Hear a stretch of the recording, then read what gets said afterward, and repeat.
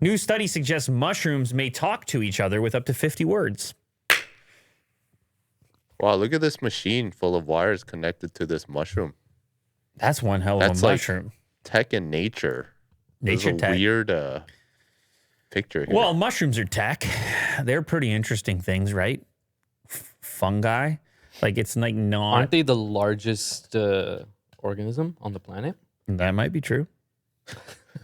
Somebody in the chat check that. Mo wants all types of fact checking today. Yeah. He just wants to say whatever he wants and Exactly. have other people check on it. Exactly.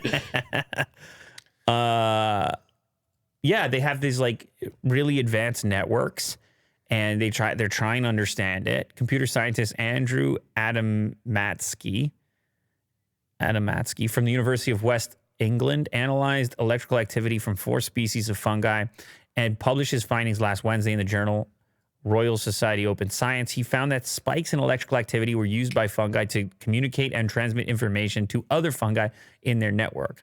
So with this latest study, a computer scientist is sticking some electrodes into some mushrooms and asking, what do the signals look like?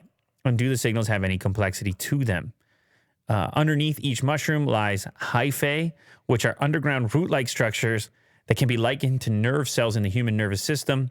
When hyphae form a network called a mycelium, this can facilitate communication between the fungi. There's a whole culture around mushrooms, and they are definitely amazing architects of our natural world. They've got this huge underground network, and every once in a while, they poke mushrooms up for reproduction, but most of the time, they stay hidden. Shout out Tiberius, shout out Logan. There's so much we don't understand, right? There's so much mystery. You just assume that you know what's going on. You just go and eat the mushrooms, don't you? Well, no, don't do that. The study found that the spikes in the electrical signals generated by fungi can resemble a language. The spikes can be grouped into words and sentences. And according to the study, these fungi can have a vocabulary of up to 50 words. They're transmitting and receiving, all right? So take it for what it is. They're transmitting and receiving. Is it possible that the mushrooms know more than we do? And we eat them. They're delicious. Honestly, I for lunch, I had some rice with some rapini and some mushrooms in it. And I gotta say, it communicated with me. Did it say don't eat me? It communicated with me in roughly 50 words. And it was a great time. So, but anyway, yeah, man, nature, man, come on. Very impressive. Cool.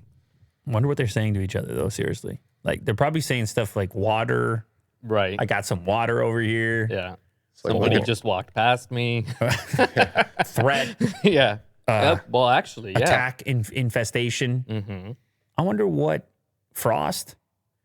I wonder what would concern a mushroom. Might be, good I soil. like how we're giving these mushrooms consciousness. Yeah. Like their signals aren't. They would probably have names too.